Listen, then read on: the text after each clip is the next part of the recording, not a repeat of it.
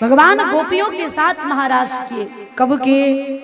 भगवान पिता रात्रि शरदोत्फुल्ल मल्लिका।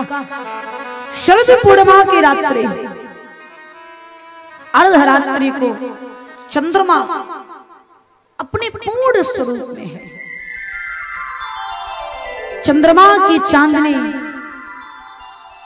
यमुना जी के जल को शोभायमान कर रही है। कलकल बहता हुआ यमुना जी का जल, मंद सुगंध हवाएं, दिव्य वातावरण, चंद्रमा की चांदनी, सुंदर वातावरण को देख करके यमुना का तट है, बंसी का बट है, बटवृक्ष के नीचे बैठ करके निष्काम पथ पर चलने वाली गोपियों के लिए निष्काम मुरली के तान को छेड़ा।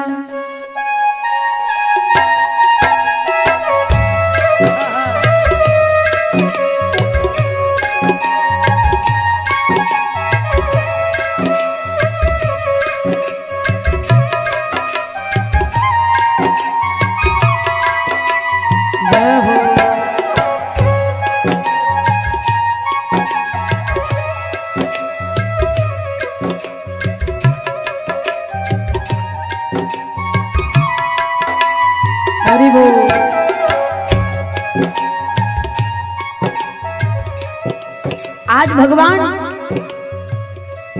श्याम सुंदर की मुरली बजी। वैसे तो भगवान की बंसी बजती थी तो पूरे ब्रजमंडल के लिए बजते थे, लेकिन आज अर्धरात्रि को जब बंसी बजी है तो केवल गोपियों के लिए बजे है, केवल श्री राधा रानी के लिए बजे है। आज भगवान की बंसी में बड़ा अद्भुत आनंद है। जब ठाकुर की मुरली बजती थी वृंदावन में तो पूरी प्रकृति कष्टमय हो जाती है। लिखा है, गौवा कान उठाए पानन ना करे, पंछी न बोले कछु बोल। जब भगवान की बंसी बजती है तो गैया घास खाना भूल जाती है, आधा घास जमीन में आधा मुख में चबाना भूल जाती, कान उठाकर बंसी सुनते हैं। बछड़े अगर गैया मैया के अस्तर पान कर रहे हैं तो मुख से दूध नीचे गिर जाता है, लेकिन मन माधव की मुरली पे चला जाता है। पंछी न बोले कछु बोल। जो पक्षियां कलरव करते रहते हैं उनकी चहचहाहट बंद हो जाती है। यमुना जी का जल स्तब्ध हो जाता था। पूरी प्रकृति कह दिया जाए, पूरा ब्रजमंडल श्याम की बंसी में रंग जाता था। केवल ब्रजमंडल की नहीं, देवताओं की स्त्रियां भी सुनती थी तो मंत्र मुग्ध हो जाते थे और यही सोचती थी, जिसकी बंसी की धुन इतनी सुंदर है, बंसी वाला कितना सुंदर होगा। सगरी गोपी बावरी हो जाते थे। जो जिस कार्य में रहती थी ना, उस कार्य को विस्मित हो जाती थी, क्या कर रही हूं, उल्टा सुल्टा कर लेती थी। एक दिन भगवान की मुरली बजी, गोपी श्रृंगार कर रही थी और मुरली की धुन सुन करके ऐसे बावरी हुई बेचारी की भूल गई। ओठ वाली चीज आंखों में लगाया, आंख वाली चीज ओठों में लगा लिया। ये श्रृंगार, ये मुरली की करामात है। एक गोपी तो अपने पति को भोजन परोस रही थी, दाल में नमक कम था, पति ने कहा नेक जरा नमक दे दे, तब तक बंसी बज गई। ऐसी बावरी हुई कि नमक की जगह पे शक्कर दे डाला। देह का भान नहीं रहता। वृंदावन के एक ऋषि थे, वो कहते हैं एक गोपी तो अपनी सासू मैया का सर दबा रही थी, तब तक बंसी बजी, बेचारी बावरी हो गई, सर छोड़ करके गले पे अटैक कर दिया। सासू ने कहा बावरी मार डालेगी, आ जा। ये कन्हैया की मुरली की करामात है। आहा, ए श्याम तेरी बंसी पागल कर जाती है। अद्भुत सातों सुर से छिड़ी हुई बंसी। एक गोपी ने कहा, अरे बावरी बंसी, तुझ में ऐसा कौन सा गुण है जो तेरी आवाज सुनते हम बावरे हो जाते हैं। बड़ा सुंदर संकेत है, यही भाव सुनकर आगे बढ़ो, लेकिन सूत्र समझिएगा जीवन का। गोपी ने जैसे कहा कि ऐसा कौन सा गुण है तुझ में जो तेरी आवाज सुनकर के हम सब बावरी हो जाती हैं। ऐसा कौन सा सत्कर्म किया था तू जो ठाकुर के हाथों से सीधे अधरों पर लग गई? कौन सा पुण्य किया था, कौन सा तप किया था? बंसी कहती है, ना मैंने कोई पुण्य किया, ना मैंने कोई तप किया, ना मैं कोई साधना की, तो भगवान की प्राप्ति कैसी हुई? बंसी ने कहा, इसलिए भगवान मिल गए क्योंकि मैं अंदर से खोखली हूं, मेरे भीतर कुछ नहीं है। बस अगर भगवान को प्राप्त करना है तो ये डिपार्टमेंट खाली करिए। बंसी के भीतर कोई गांठ नहीं है। ईर्ष्या, द्वेष, मोह, मात्सर्य, मद, लोभ, अहंकार, इन विकारों की गांठ खत्म हो गई है। तब भगवान ने कहा, तू खाली हो गई है, खोखली हो गई है, आओ मैं तुम्हें अपने अधरों से लगा लेता हूं।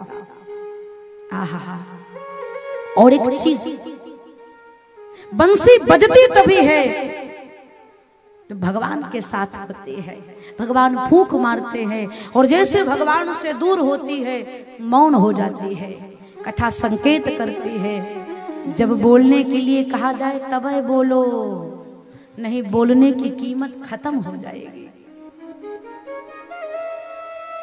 बेवजह बोलते रहोगे ना तो कोई आपको सुनेगा नहीं। लोग कहेंगे बोलने दो, इनका काम है बोलना।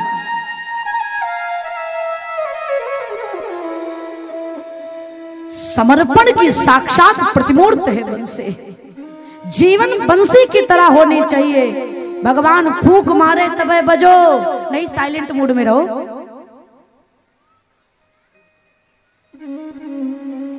हे श्याम तेरी बंसी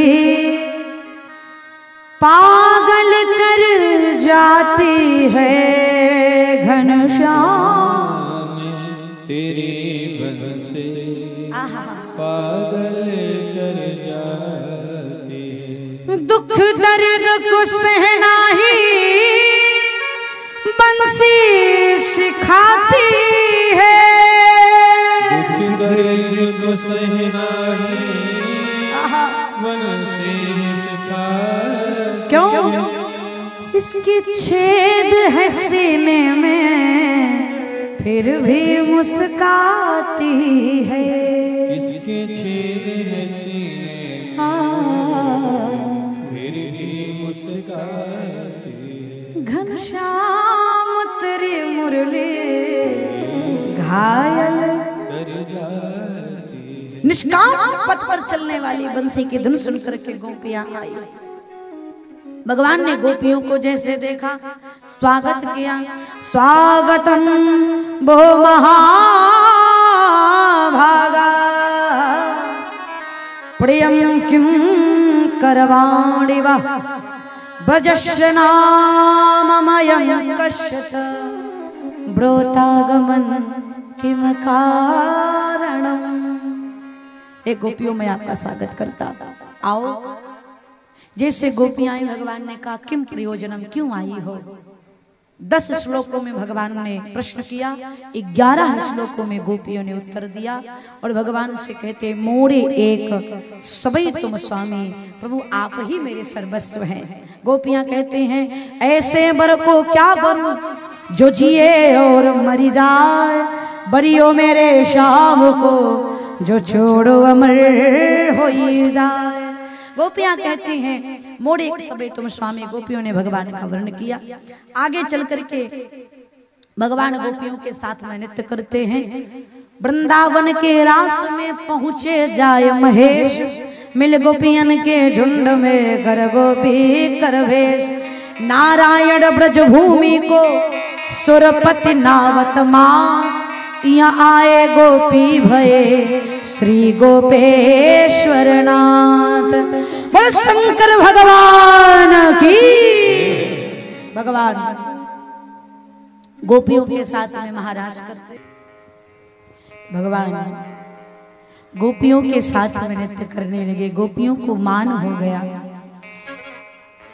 भगवान श्री राधा रानी को लेकर अंतर ध्यान हो गए। निधिवन में जाकर के श्री राधा रानी का श्रृंगार किया। गोपियां रुदन करते हुए भगवान के निकट पहुंची।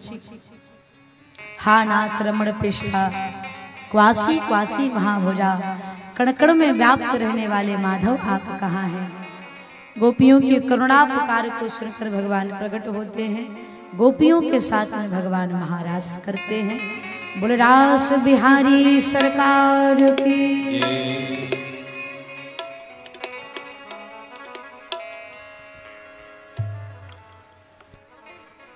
आइए